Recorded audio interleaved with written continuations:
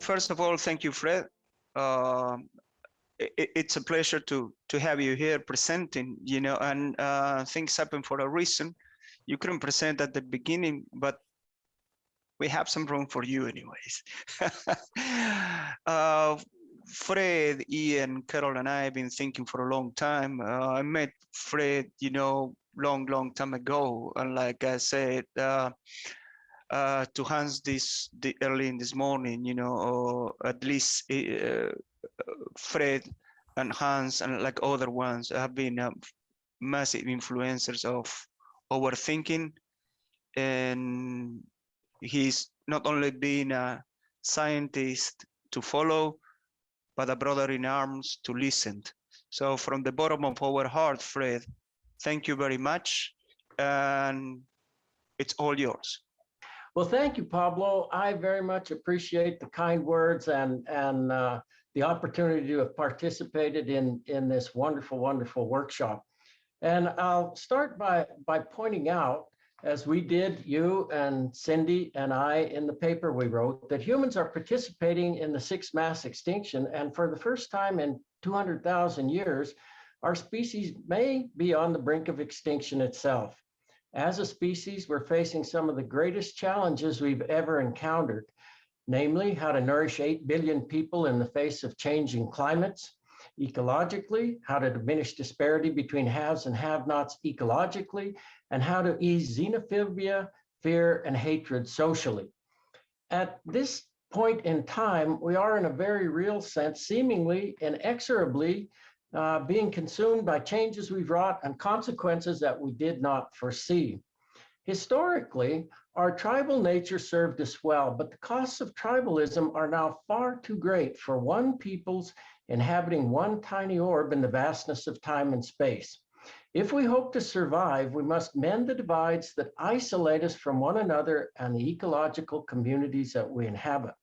While not doing so could be our undoing, doing so could transform our collective consciousness into one that respects, nourishes, and embraces our interdependence with all life on Earth. At a basic level, we can cultivate life, one, by using nature as a model for how to produce and consume food, two, by decreasing our dependence on fossil fuels for energy to grow, process, and transport food, and three, by transcending these persistent battles over one-size-fits-all plant or animal-based diets. If we learn to do so in ways that nourish life, we may awaken individually and collectively to the wisdom of the Maori proverb, I am the land and the land is me, or as we put it in our paper, we are the earth and the earth is us. In our paper and in our talk today, we used scapes as unifying themes to discuss our linkages with communities. We emphasize transformations needed to appreciate at oneness with one another and all life on earth as a community to which we belong, rather than as a commodity that belongs to us. So I'll begin by discussing Foodscapes and some of the highlights that we pointed out. And we discussed this book, The DORITO Effect by Mark Shaxter, in which he does a great job of pointing out that what many of us know, actually, who've lived a very long time, the flavors of meat and produce have become blander and blander at the same time that processed foods have become irresistible. And he describes in great detail how those things have occurred. The bottom line is that we've disincentivized real foods because they don't taste good, and we've made junk food all the more desirable. And so we have populations starting with young people that are hooked on junk food and don't know how to appreciate real food. Every time I talk about that, I think about the review papers that have been published that point out that the phytochemical richness of produce, of fruits and vegetables, has declined from 10 to 50% from 1950 to 1999. That's as a result of three things that we've done. First, it's the varieties of plants that we've selected for. Next, it's the fact that the way that we grow them, adding water and fertilizer, those combination has accented yield, the amount produced, at the expense of total phytochemical richness. That is to say, not only energy and protein and vitamins and minerals, but all these other compounds that plants produce. To make matters even worse, we pick fruits green and ripen them in transplant. And so at least here in the United States, and I think in other countries as well, we have fruits and vegetables that look great, but actually have very little flavor and phytochemical richness. Every time I talk about that, I think about the 50 years of research that ecologists have done that talks about how resource availability, that is sunlight, nutrients, and water, influences the characteristics of soils, biological, chemical, and physical characteristics, and how that in turn influences plant diversity and plant chemistry. So those things get linked, and they're linked whether you're talking about ecological landscapes or the farming communities where we grow fruit and produce. That scales up then such that plant diversity and chemistry influence the biochemical richness of the diets of livestock. And that in turn influences the quality of milk, cheese, and meat.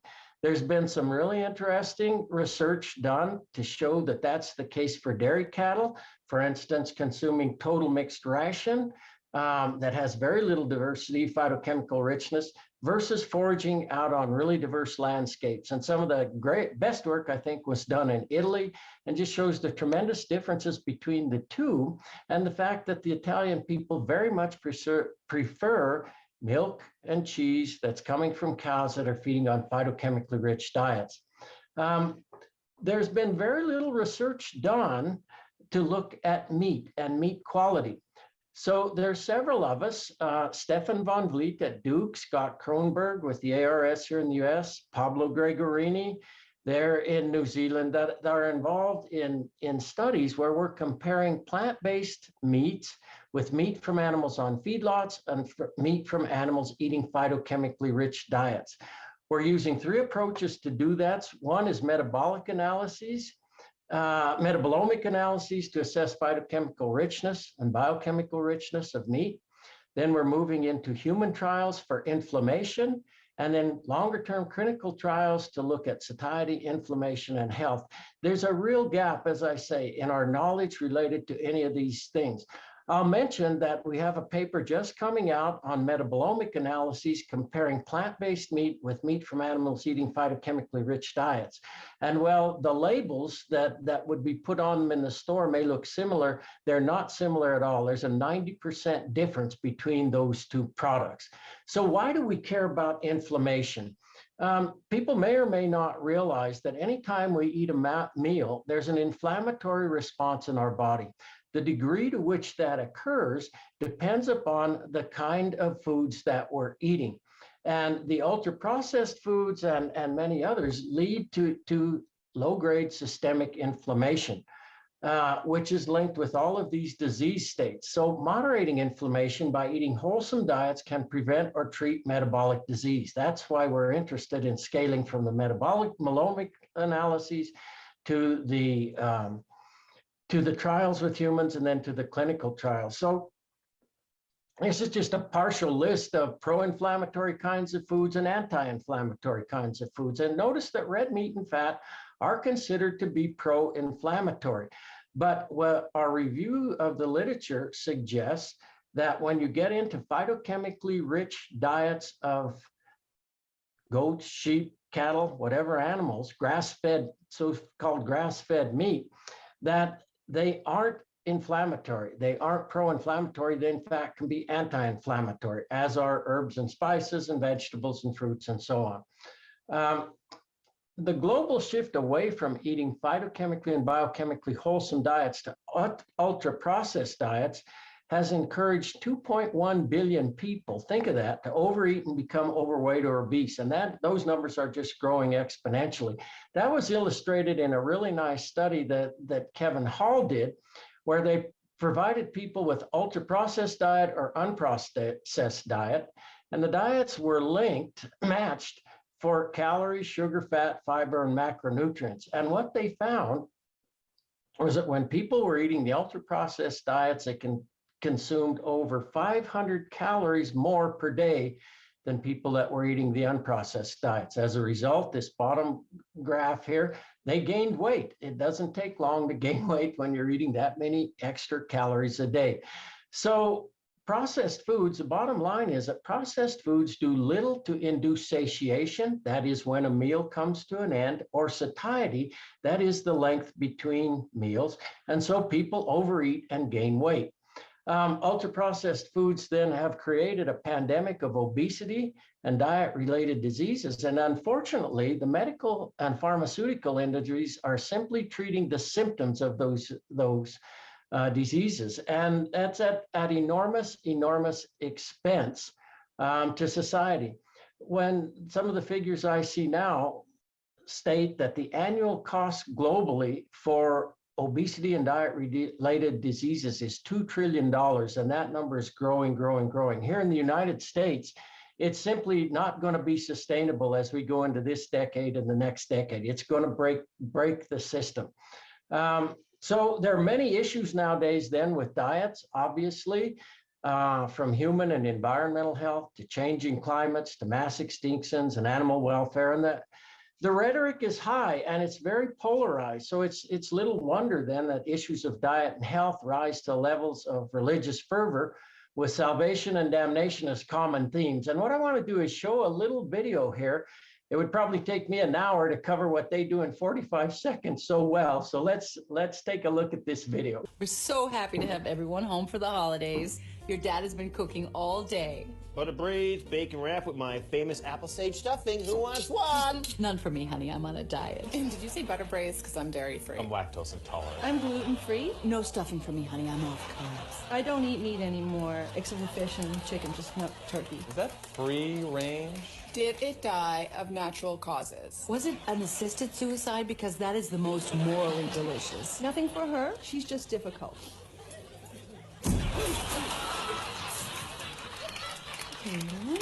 Dig in. Just have butter. Brought to you by Canada's Liquor Corporation. Nothing says Christmas like booze.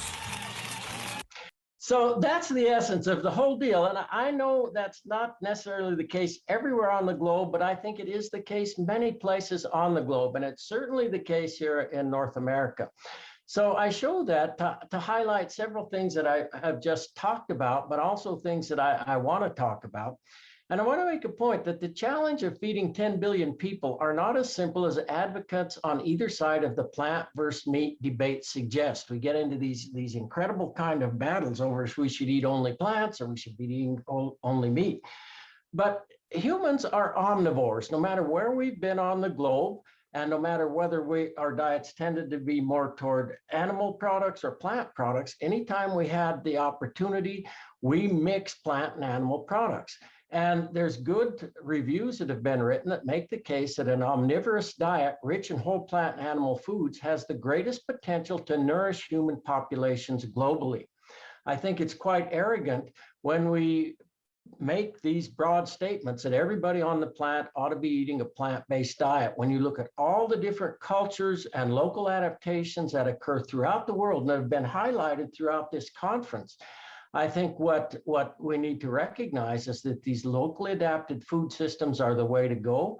They're very contingent on local socioeconomic and environmental conditions, and they simply don't allow themselves or provide themselves to these one-size-fits-all policies. So I'll end this section on that and move into the landscape section. And here, obviously, there's a lot. And again, this is politically motivated and also ego motivated, I think, by different groups. But there's a real focus on livestock nowadays as being a huge role in climate change. And certainly livestock depends on the figures you look at, but we can say about 14.5% to greenhouse gas emissions globally. Importantly, of that, 9.5% is producing feed to feed animals, be that in feedlots or other places, processing, transporting meat, milk, and eggs. Only 5% is rumen microbiome and manure management. Now, a huge deal is made of that 5%, and certainly that matters, but I think it's blown far out of proportion to what is actually being contributed. So when you look further into the literature, you find some people arguing in prestigious journals that confinement is the way to go. Feeding animals in feedlot conditions has less environmental impacts than forage finishing. Why?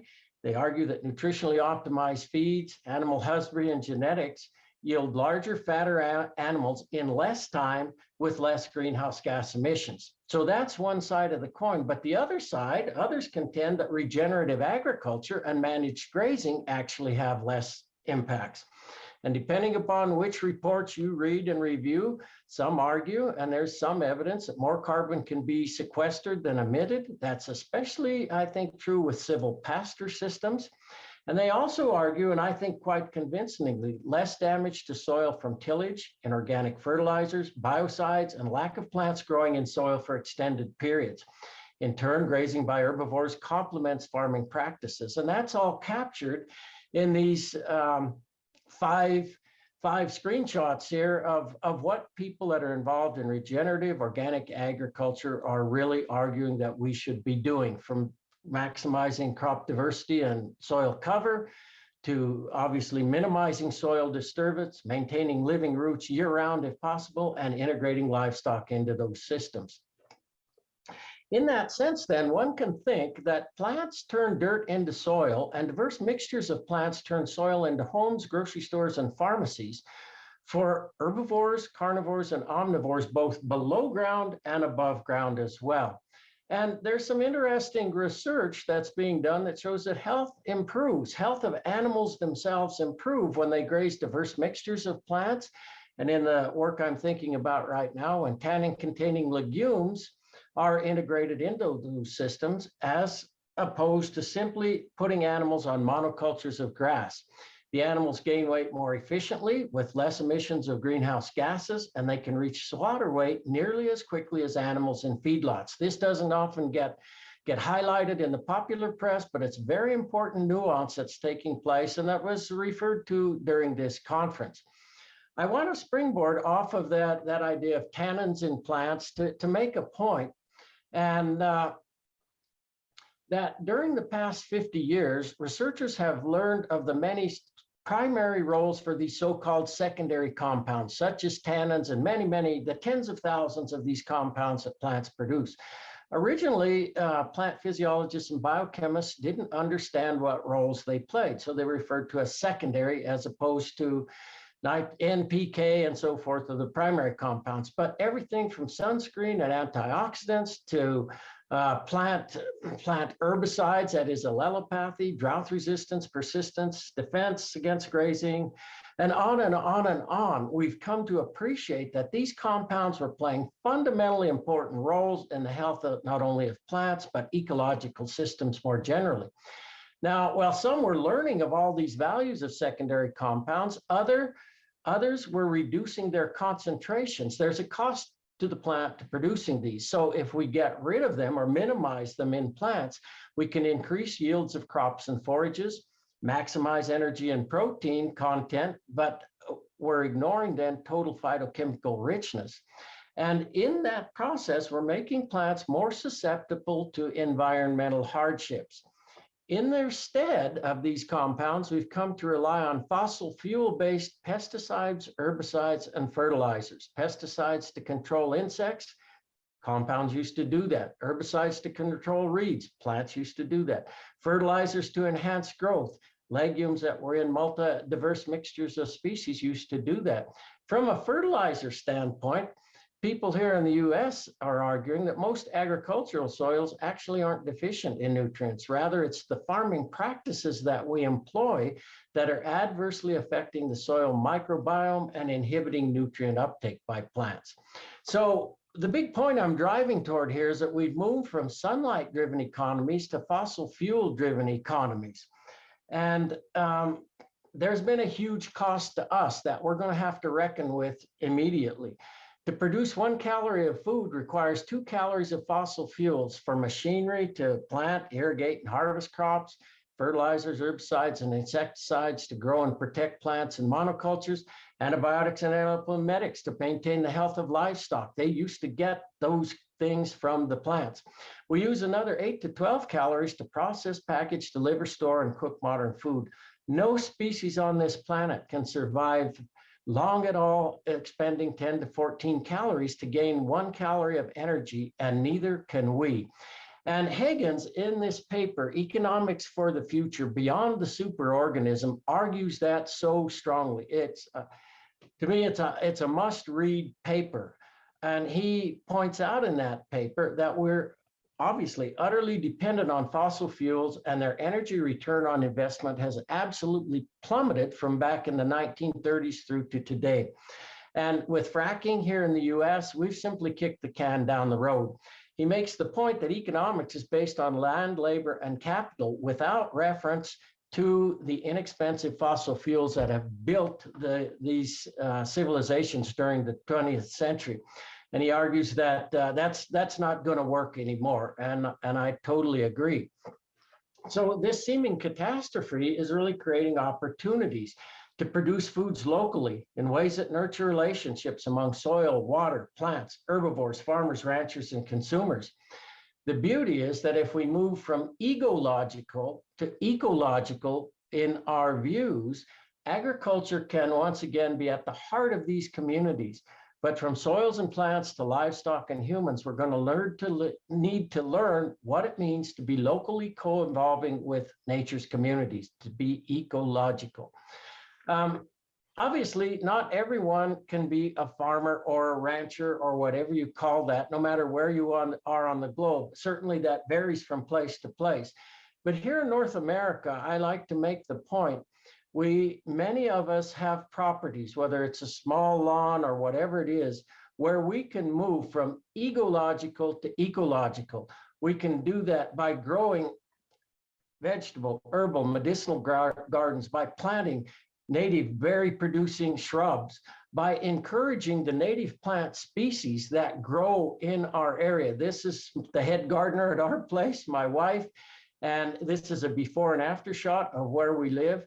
When you look across our landscape now, there's probably 50 different species, many of them native species that we've encouraged. And the beauty is the costs for doing that are nothing because they're adapted to the site.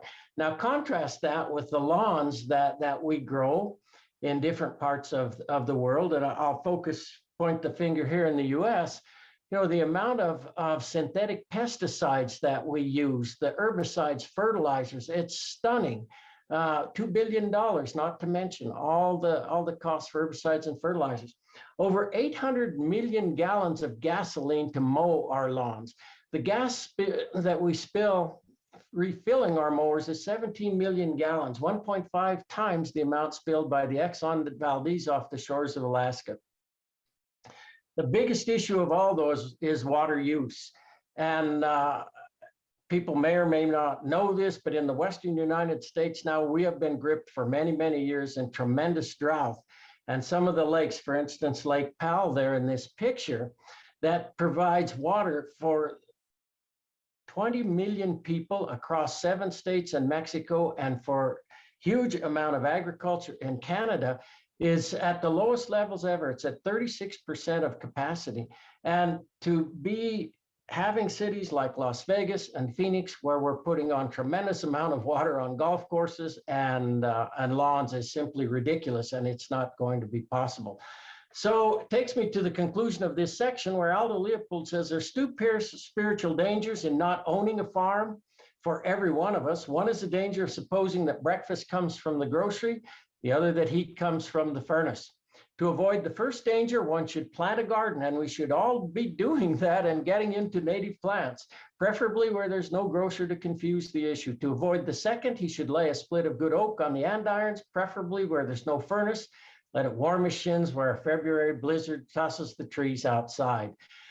Moving on to hardscapes then, I'd like to make the point, and I know this varies depending on where a person is on the globe, and I'm certainly influenced by North America and my experiences there, but I would say that most people nowadays don't have intimate relationships with growing their own food, or certainly not with hunting and killing the animals that they eat or gathering the plants for food. And so that distances us from this intimate relationship, these cycles of birth and death and living that was absolutely a part of our ancestors. So many folks develop and maintain beliefs related to plants and animals that reflect that they lack intelligence, awareness, and concern about their lives. They lack consciousness and sentience. You know, that has its origin, that view actually, some 2,500 years ago with Aristotle, who believed all animals differ from humans because only humans can reason. He credited animals, but not plants, with sense perception, that is awareness gained through sight, hearing, touch, and taste. Well, let's fast forward now 2,500 years roughly, and plant physiologists and molecular biologists are presenting absolutely compelling evidence that plants possess states of awareness far beyond what the ancient Greeks appreciated. They have as many as 20 different senses. Plants can see, they breathe, they talk, and they listen to one another in a biochemical language that's incredibly, incredibly complex with these, using these phytochemicals. They touch, they know the sense of touch, roots and vines. Roots interact symbiotically with fungi and bacteria, collectively known as a plant microbiome, as they forage for water and nutrients. So what should we think then about these multidimensional senses that plants have, and that the relationships that they create with soil organisms, other plants and animals? What kind of intelligence is being manifested? When biochemists create compounds in the lab, we consider that an act of high intelligence. But fact is, plants routinely outsmart biochemists and agriculturalists, as over 500 species of herbicide-resistant plants around the globe can attest. When it comes to crops and plants that are grown either for animals in feedlots or for plant-based meats or plant-based diets, most of those crops, virtually all of them, are grown in monocultures, where a key point is that virtually all life below and above ground is destroyed mechanically or chemically. Remember back to what I said. Diverse mixtures of plants create homes, grocery stores, and pharmacies for all these life below and above ground. Monocultures don't do that. When it comes to animals, it's clear, no matter what the species, the inner life of farm animals clearly depend on the species. Each has its own nature, and each individual has his or her own life.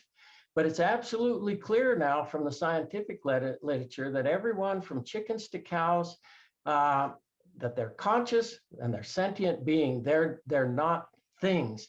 And that has implications. Those beings and their welfare are concerned in confinement feeding operations that absolutely violate the 5 freedoms of animal welfare. This is a huge issue that hasn't been addressed historically, that's coming into focus more and more, and that's got to be dealt with in terms of animals.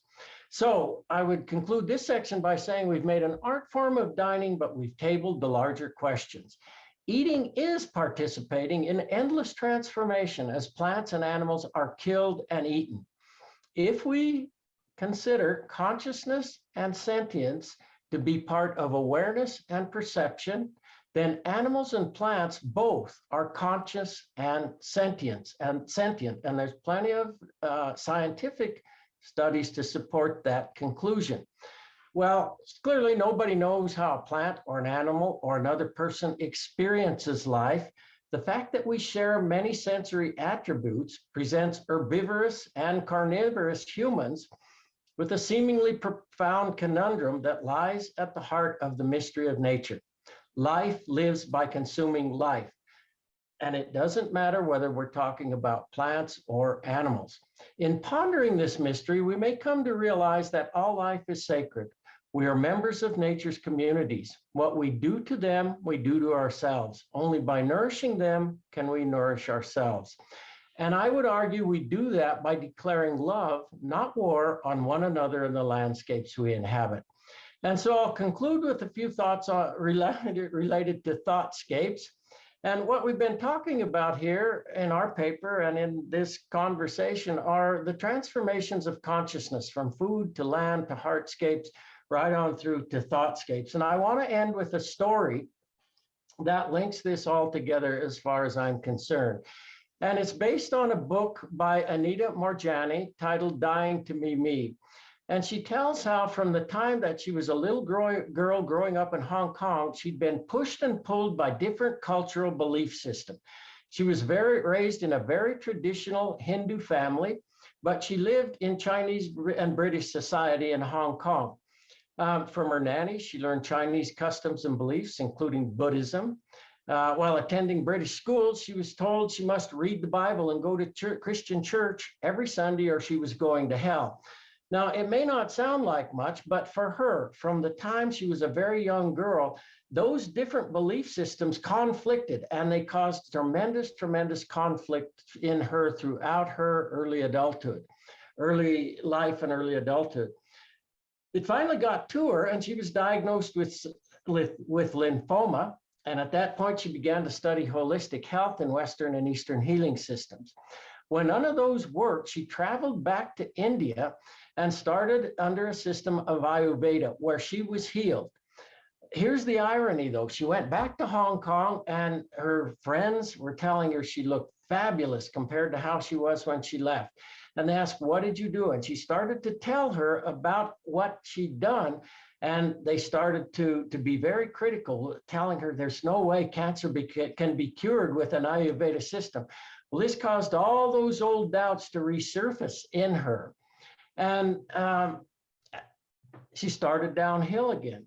At that point, she began experimenting with traditional Chinese medicine, common in Hong Kong, but because of its conflict with Ayurveda, again, she felt even more confused. In traditional Chinese medicine, you're encouraged to eat meat, especially pork. In Ayurveda, you're encouraged to be a vegetarian. Meat is the worst thing that you can eat. Well, the whole thing finally came to a head. In the end, her organ system failed. She slipped into a coma with death imminent. It was at that point that she experienced the near-death experience that changed her life. It's an amazing story. It's a powerful story. And she concludes that she realized that it was a complete suspension of all of her previously held beliefs, doctrines, and dogma that caused her body to heal itself physically and spiritually. It was only when she let go of every one of those previous beliefs that her body healed. Concrete beliefs keep us locked into what I refer to as the I ams, all these things we think we are, but we really aren't. She said, I had a choice to come back to earth or not. I chose to return when I realized that heaven is a state, not a place. And one of the first astronauts to circle the moon, Jim Lovell, points out, from the moon, you realize what you have back there on Earth, a grand oasis in the vastness of space.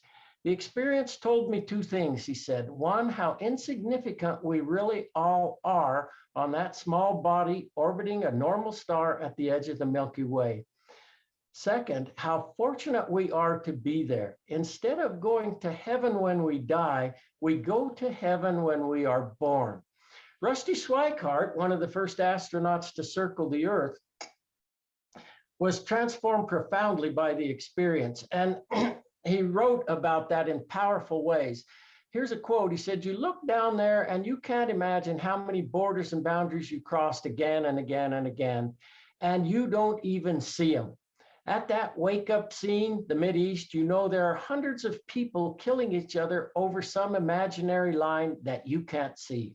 From where you see it, the thing is whole, and it's so beautiful. So we learn naturally to identify with our family, our community, our culture, our religion, our profession, our politics, our country, all of the I ams. But if you think about it, that's a trap momentarily inflected in time and space. If we change the time and space of our birth, all of the I ams change. It's only when we transcend all of those I ams that we come to I am. And Eckhart Tolle's book, The Power of Now, is about that. He says the word enlightenment conjures up the idea of some superhuman accomplishment, but it is simply your natural state of felt oneness with being. It is a state of connectedness with something immeasurable and indestructible, something that almost paradoxically is essentially you and yet much greater than you. It is finding your true nature beyond name and form. For me, following surgery for cancer 22 years ago, I was overcome with the sense of deep peace that Tolle's talking about. Impossible to describe, a peace that transcends understanding, a feeling of unconditional love that surrounds and sustains us all. That combination of peace and love created a profound feeling in me that everything is going to be all right for eternity. We're talking beyond time and space. It's that link that he's talking about. When I wrote about that in the book I wrote titled Nourishment, I didn't know that deep sense of peace and that oneness with being I was trying to describe is what spiritual teachers call enlightenment. They refer to the ineffable quality of those experiences. They simply can't be put into words. And so if any of you have ever had that experience, you don't have to wonder, was that what I experienced? It's so profound, there's nothing that you've ever experienced like that. In this book that was published in 1902, William James says, in the mystic state, we both become one with the absolute and we become aware of our oneness. This is the everlasting and triumphant mystical tradition, hardly altered by differences of clime nor creed. That is to say, it transcends time and space, perpetually telling us of the unity of man with God. Their speech antedates language, and they do not grow old. Tolle goes on to say the inability to feel this connectedness gives rise to the illusion of separation from yourself and the world around you. You then perceive yourself consciously and unconsciously as an isolated fragment. Fears arise and conflict within and without becomes the norm. So I'll conclude by a question. What will become of Homo sapiens? No one knows the answer to that question in infinite space or time. An individual, a species, a universe, ever-changing verses in the language of I am. But at this moment on this planet, the question isn't life will continue in the Garden of Eden. It will. The question is if Homo sapiens will continue to live in this Garden of Eden. And I think we have a choice then, an eye for an eye, a tooth for a tooth, or love your enemies. Do we want blind, toothless people, or do we want to nurture one another and all life on earth? And certainly, while we can declare war on life, as we've done for eons, we could instead declare love on one another through the relationships we develop through the food, land, heart, and thoughtscapes we choose to inhabit. As Joseph Campbell says, when we talk about settling the world's problems, we're barking up the wrong tree. The world is perfect. It's a mess. It's always been a mess. We're not going to change it. Our job is to straighten out our own lives. And if each of us did that, we would end up in this enlightened condition. Thank you very much, Fred. What can I say? You know, it's just wonderful to hear this talk. It's wonderful to think together, and it's been a pleasure and will always be.